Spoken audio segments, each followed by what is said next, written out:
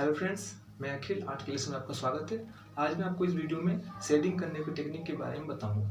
जब अपने स्केचिंग में आप शेडिंग कर देते हैं तो उसका वैल्यू बहुत ज़्यादा बढ़ जाता है। तो शेडिंग के थ्रू ही आप चीज़ों को रियलिस्टिक फॉर्म में दिखा सकते हैं। तो उसके लिए आप किन किन चीज़ों को फॉलो करके अपने शेडिंग करने की टेक्निक को और से ज़्यादा इंप्रूव कर सकते हैं, तो उसके बारे में आज बात करेंगे। तो इस वीडियो में आपको आज 7 तरीके के टेक्निक के बारे में बताऊंगा, जिस टेक्निक को आप फॉलो करके अपने शेडिंग करने के तरीके को ज़्यादा इंप्रूव कर सकते हैं। तो इसी के अंतर्गत एक बहुत इंपॉर्टेंट टेक्निक है। अगर आप उस टेक्निक को कर लेते हैं तो समझ लीजिए बाकी की जो 6 टेक्निक है उसको आप आसानी से कर लेंगे। ज़्यादातर आर्टिस्ट वैसे रियलिस्टिक फॉर्म में लाने के लिए किसी भी चीज़ को उसी टेक्निक का यूज करते हैं। तो चलिए शुरू करते हैं आज का ये वीडियो और देखते हैं कैसे कैसे टेक्निक है। तो आप लोगों को समझाने के लिए मैं पहले से ही इसको ड्राइंग कर लिया हूँ। तो मान लेते हैं मेरा इधर से लाइट आ रहा है, तो उसको दिखाने के लिए हम जिधर हमारा डार्क एरिया रहेगा उधर से हम अपने स्ट्रोक को चलाएंगे। और ये नॉर्मल एचिंग है। इस एचिंग में आप शुरू में इसी एचिंग को करें तो बेहतर है, क्योंकि इसमें ज़्यादा डिफ़िकल्ट नहीं होता है, केवल एक साइड से दूसरी साइड की तरफ चलाना होता है। तो हम जिधर मेरा डार्क एरिया है उधर हम उसको थोड़ा प्रेशर दे के चला रहे हैं पेंसिल को, और जिधर लाइट है उधर हम उसको प्रेशर बहुत कम दे रहे हैं। तो ऐसे करके मेरा एक ठो सर्कल तैयार हो गया। ये मेरा लाइट टोन का है। इसके लिए मैं 2B पेंसिल का यूज किया हूँ। अब मैं डार्क के लिए 5B का यूज कर रहा हूँ। और इसमें भी वही टेक्निक है, जहाँ से हमको डार्क एरिया लाना है उधर हम पेंसिल की स्ट्रोक को थोड़ा प्रेशर दे के चलाएँगे, और जहाँ हमको लाइट लाना है उधर हम उसको थोड़ा प्रेशर कम दे करके यूज करेंगे। तो ऐसे हमारा दूसरा सर्कल भी रेडी हो गया। इसमें आप देख सकते हैं कि स्ट्रोक साफ साफ दिख रहा है, केवल एक ही डायरेक्शन में जा रहा है। वैसे ही आई को ड्रॉ करते हैं। तो इस तरह का शेडिंग हम नॉर्मल एचिंग में आसानी से कर सकते हैं।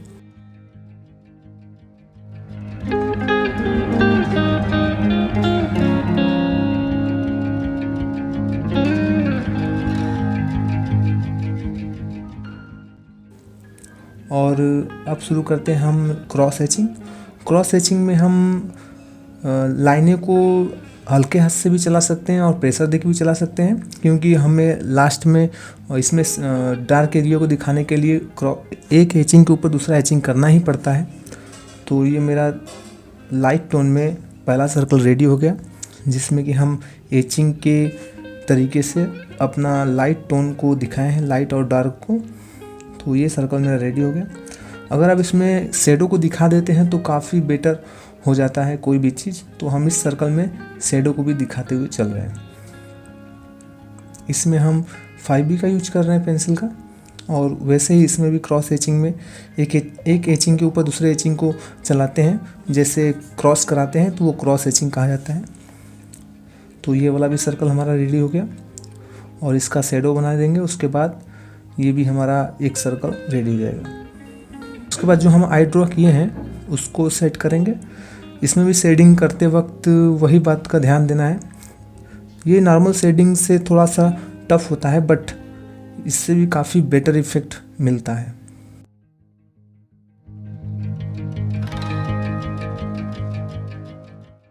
करते हैं अपना 3rd नंबर का, जो कि टोनल है। चलिए मान लेते हैं इधर से हमारा लाइट आ रहा है राइट साइड से।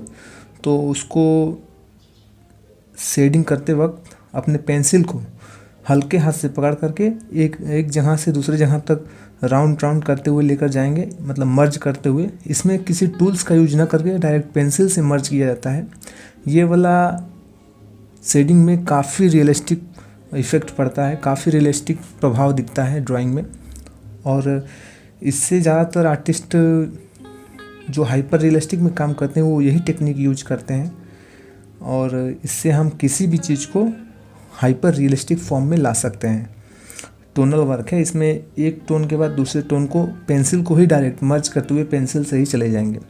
इसमें किसी टूल्स का यूज नहीं किया जाता है। पेंसिल के नंबर के हिसाब से इसको मैनेज किया जाता है कि कौन सा पेंसिल किस एरिया के लिए यूज कर सकते हैं। लाइट है तो वहाँ पर HB, ज़्यादा लाइट है तो वहाँ H, 2H, ऐसे मतलब हाईलाइट वाले पेंसिल। और जहाँ डार्क है वहाँ पर 6B, 8B, 9B, जिस तरह का हमको दिखाना है वैसे पेंसिल का यूज करके हम वहाँ पे लाइट और शेड दिखा सकते हैं।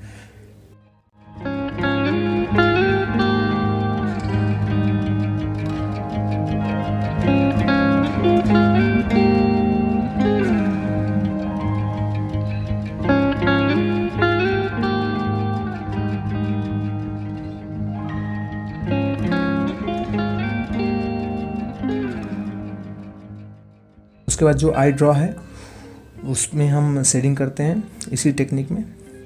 तो इसमें हम आपको नंबर बाय नंबर करके शेडिंग करने का तरीका जो है उसको हम दिखाए हैं, और इसके थ्रू आप आसानी से समझ सकते हैं और कंप्रोमाइज़ भी कर सकते हैं कौन सा बढ़िया होगा कौन सा बढ़िया नहीं होगा। वैसे आप जिसमें भी काम कर रहे हैं अगर आप उसमें पेशेंस के साथ काम करेंगे तो वो बेटर ही होगा।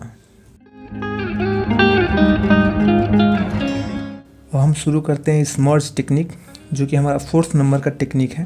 स्मर्ज टेक्निक, इससे भी हम काफ़ी हाइपर रियलिस्टिक फॉर्म में चीज़ों को ला सकते हैं। शुरू में अगर आप इसी टेक्निक को फॉलो करें तो ज़्यादा बेटर होगा, क्योंकि इसको फॉलो करके अगर आप इसको आसानी से कर लेते हैं तो सभी टेक्निक को आसानी से कर लेंगे, क्योंकि इसमें आप टूल्स का यूज करके चीज़ों को समझ जाते हैं कि कहाँ पर हमको लाइट देना है, कहाँ पर हमको डार्क देना है। अगर आप टूल्स से प्रेशर को मैनेज कर ले रहे हैं अपने फॉर्म पर तो समझ लीजिए कि पेंसिल से भी आसानी से मैनेज कर लेंगे।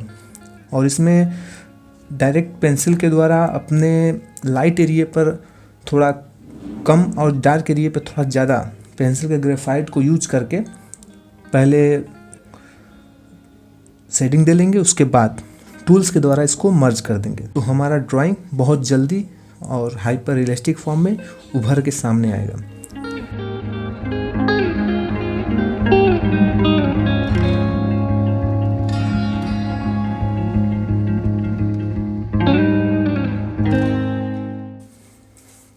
अब आई जो ड्रॉ किए हैं उसमें भी इसी तरह से हम शेडिंग कर देंगे।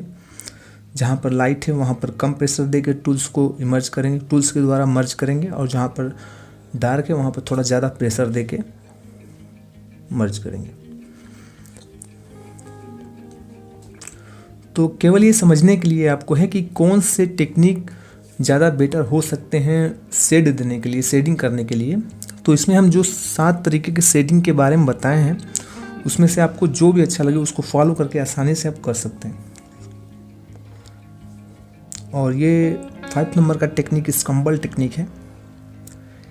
इसमें क्या होता है कि आप पेंसिल के स्ट्रोक को एक ही मतलब एक पूरा सर्कल न बना करके एक हाफ सर्कल के रूप में उसको शेडिंग करेंगे, तो इससे जो आपका सब्जेक्ट है वो बहुत जल्दी ड्रॉ हो जाएगा। और इसमें लाइट और डार्क भी आसानी से दिखा सकते हैं। और ये वाला टेक्निक काफ़ी पेशेंस के साथ करेंगे तो ज़्यादा बेटर होगा। चलिए फटाफट इस टेक्निक में हम ड्राइंग को कंप्लीट करते हैं।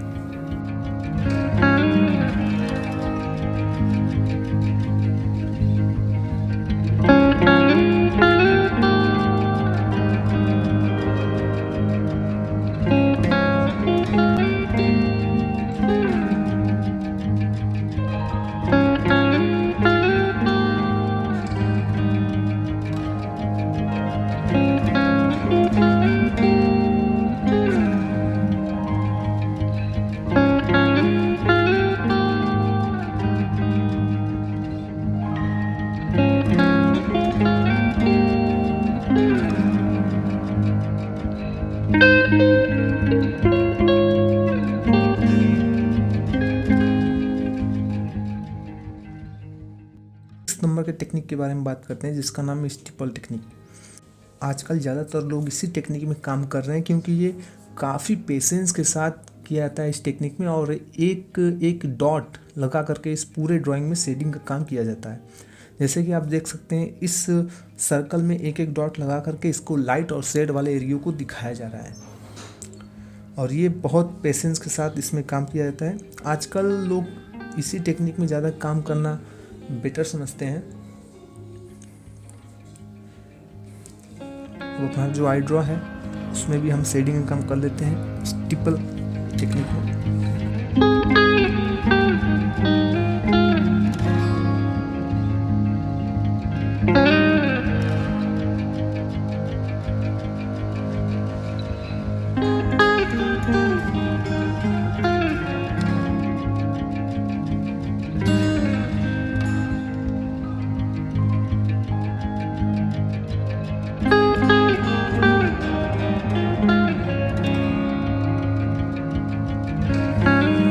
इसके बाद हम बात करेंगे राउंड स्क्रम्बल टेक्निक, जो कि हमारा 7th नंबर का टेक्निक है और ये लास्ट है।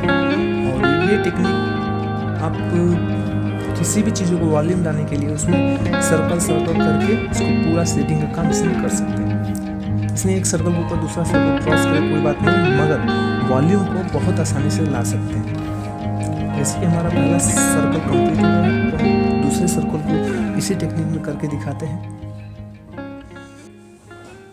7th नंबर का शेडिंग करने का टेक्निक है, और इसी के द्वारा हम जो आई ड्रॉ किए हैं उसमें भी शेडिंग का काम कर लेते हैं। ये काफ़ी फास्ट, इस टेक्निक में वर्क काफ़ी फास्ट होता है, क्योंकि केवल आपको सर्कल घुमा कर इसको कंप्लीट करना है।